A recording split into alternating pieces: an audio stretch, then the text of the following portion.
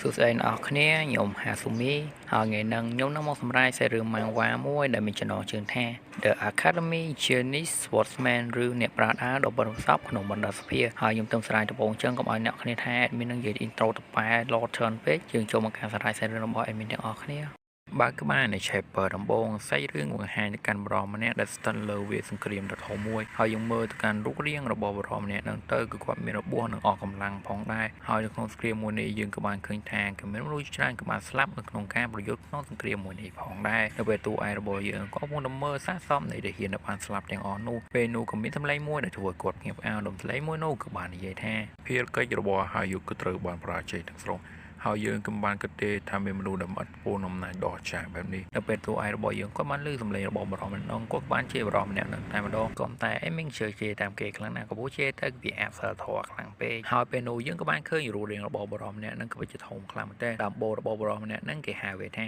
The Giant ហាយុទ្ធគឺជាម្បូ Giant មួយដែលមានស្លាបបូករួមជាមួយនឹងស្នែងផងដែរហើយហាយុទ្ធមួយនោះក៏បាននិយាយប្រាប់ទៅកាន់តួឯករបស់យើងថាបន្តិចទីនេះជំនួយរបស់វានឹងមកដល់ទីនេះហើយក៏តែតួឯករបស់យើងក៏មិនសូវខ្វល់នោះទេហើយក៏បាននិយាយថាបន្តិចទីនេះយើងមកជូនឯងទៅលេងមិត្តរបស់ឯងដែលបានងាប់ទាំងអស់នោះផងដែរហើយនៅក្នុងសង្គ្រាមមួយនេះមួយចំនួនធំនៃអំបូ Giant ទាំងអស់នោះក៏ត្រូវបានសម្លាប់ដោយនេះក្រហមនិងអ្នកលេងវេទមន្តហើយពេលនោះតួឯករបស់យើងក៏ខ្ជិលយុទ្ធបាយជាមួយ Giant នឹងយូរក៏បានកាត់ក្បាលរបស់ Giant នឹងចោលតែម្ដងបន្ទាប់តួឯករបស់យើងក៏បានសម្លាប់ទៅកាន់ Giant មួយនឹងរួចតួឯកយើងក៏បានទៅមើលកំណត់សសនៃកូនចៅដ៏ស្មោះត្រង់របស់គាត់ដែលបានស្លាប់ទាំងអស់នោះហើយតួឯករបស់យើងក៏ពិចារណាស្ដាយនិងអត់ចិត្តទៅលើខ្លួនឯងក៏ព្រោះគាត់គឺមិនអាចជួយទៅកាន់អ្នករាល់គ្នាបាននៅពេលតួឯករបស់យើងក៏ពងសោកស្ដាយនៅរឿងទាំងអស់នោះពេលនោះគាត់ក៏បានលើសម្លេងរបស់អ្នកក្រោមមកគាត់ម្នាក់ដែលមិនទាន់ស្លាប់នៅឡើយបន្ទាប់គាត់បានលើសម្លេងមួយនោះតួឯករបស់យើងក៏បានញាប់ទៅរកម្ចាស់នៃសម្លេងមួយនេះតែម្ដងបន្ទាប់មកដល់គាត់បានឃើញអ្នកក្រោមគាត់មកគាត់ម្នាក់ដែលជាមនុស្សស្រីហើយគាត់ហៅនាងថាអាដេសាន់ហើយយើងមើលពីរបស់អាដេសាន់ទៅគឺមិនខុសពីតួឯករបស់យើងនោះទេ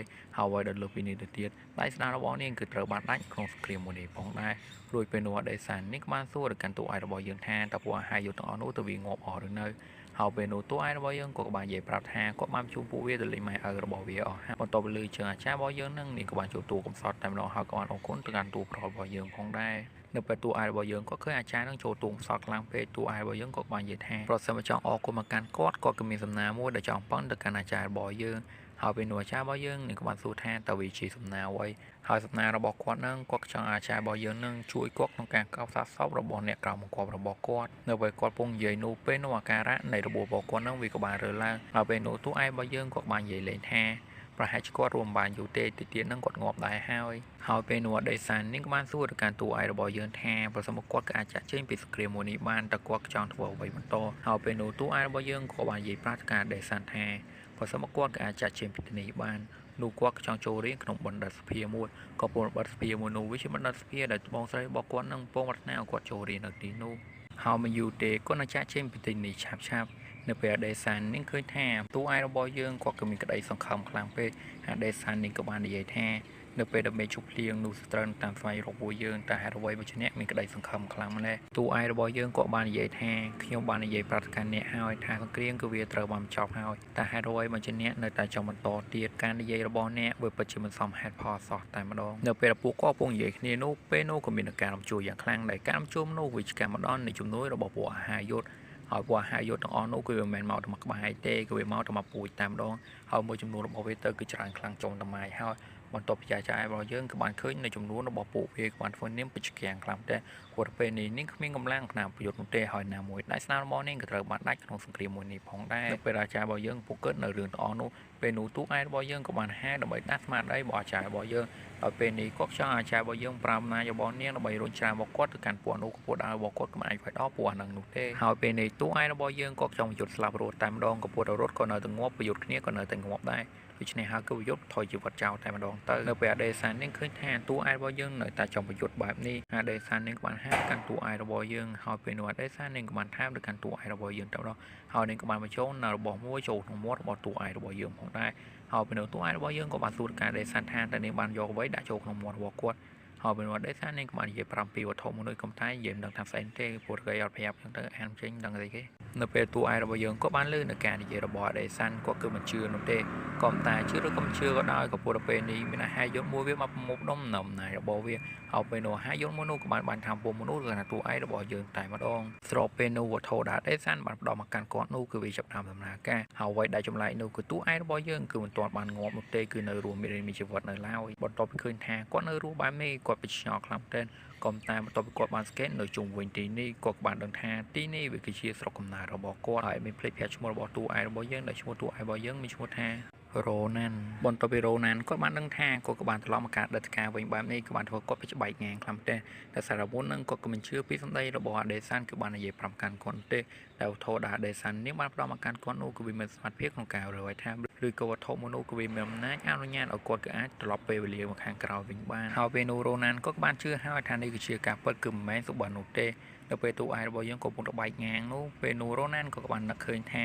គាត់ក៏បានត្រឡប់ពេលមកខាងក្រោយដូច្នេះហើយគាត់នឹងអាចទៅរកណូណាម្ដងទៀតហើយពេលនោះរ៉ូណានក៏បានទៅរកណូណាតែម្ដងបន្ទាប់ពីរ៉ូណានក៏បានរត់ចូលមកដល់ទីក្រុងដើម្បីស្វែងរកណូណាពេលនោះរ៉ូណានក៏បានផ្ទះផ្នែកជាមួយពួកអាដៃម៉ានអ្នកដែលកំពុងទៅបូលីទៅកាន់ក្មេងប្រុសម្នាក់ដើម្បីនោះរ៉ូណានក៏មិនចំករឿងច្រើនទេក៏ពុទ្ធពេលនេះរ៉ូណានក៏បានស្ថិតនៅក្នុងអតីតកាលម្ដងទៀតដូច្នេះក៏មិនចំករឿងជាមួយពួកអាកានោះទេក៏តែពេលនោះរ៉ូណានក៏បានមកចាប់អារម្មណ៍វិញដោយសារក្មេងប្រុសដែលគេបូលីនោះគឺវាត្រូវបានចងភ្ជាប់ដោយវេទមន្តហើយអ្នកដែលបានប្រើវេទមន្តមួយនោះគឺជាអូនសក់ហមម្នាក់នេះក៏ថាដឹងថាប្រុសស្រីឃើញមុខដូចស្រីខ្លួនដូចប្រុសមិនដឹងហើយពេលនោះអូនត្រូវគេបូលីនឹងវាក៏បានសុំទៅពួកអាដៃម៉ាអ្នកដែលបូលីមកកាន់វានឹងឲ្យឈប់ធ្វើបែបនេះទៅក៏តែពួកហ្នឹងវាមិនស្ដាប់ណាវាក៏បានតាក់ភ្លៀងអូនហ្នឹងមិនដៃតែម្ដងបន្ទាប់អូនសក់ហងក៏វាបានឃើញចឹងវាក៏មានបំណងហាមឃាត់denganពួកអាដៃទាំងអស់ហ្នឹងឯងក៏តែទាន់បានហាមឃាត់ផងពេលនោះរ៉ូណានក៏បានយកឈើដែលគាត់ពងកាន់ហ្នឹងដាក់ក្បាលអូនសក់ហងហ្នឹងគឺមិនដបងតែម្ដងហើយគាត់ក៏បាននិយាយថាវាគ្រប់គ្រាន់ហើយតែចង់ឲ្យវាគឺស្លាប់មែនទេនៅពេលដែលអូនសក់ហងក៏វាបានស៊ីមកដបងរបស់រ៉ូណានហើយវេទមន្តរបស់អូនសក់ហងហ្នឹងក៏ត្រូវបានបញ្ឈប់ផងដែរហើយរ៉ូណានក៏បាននិយាយកាន់អូនសក់ហងថាគាត់ក៏មានការងារមួយចំនួនគឺចង់អូនសក់ហងហ្នឹងគឺធ្វើហើយរ៉ូណានក៏បានសួរកាន់អូនសក់ហងផងដែរថាវារៀនវេទមន្តមួយនេះពីណាមកហើយអូនសុខហងបាននិយាយប្រាប់កាន់រ៉ូណានទៅថាវាគឺរៀនវេទមន្តមួយនេះមកពីសភៅវេទមន្តថ្នាក់ទាបពេលរ៉ូណានក៏បានលើកថាវេទមន្តថ្នាក់ទាបចឹងក៏បានធ្វើគាត់រៀនចៅអារម្មណ៍ផងដែរហើយរ៉ូណានក៏និយាយជាមួយអូនសុខហមហ្នឹងដើមចៅអារម្មណ៍ពីអូនសក់លឿងវងតសេពីខាងក្រៅទេអូនសក់លឿងឃើញថារ៉ូណានចៅអារម្មណ៍មួយវាបែបហ្នឹងអូនហ្នឹងដកដើរចេញមកដោយហើយអូនហ្នឹងអានវាមានដើរពិតហ្នឹងគឺវាចង់កាប់អលតែម្ដងហើយពេលនោះអូនមួយហ្នឹងវាក៏បានស្ទុះមកវាបហាទៅកាន់រ៉ូណានក៏តែទំទឹកដៃការវាបហាកាចឹងរ៉ូណានក៏តិចស៊ីផុយតែម្ដង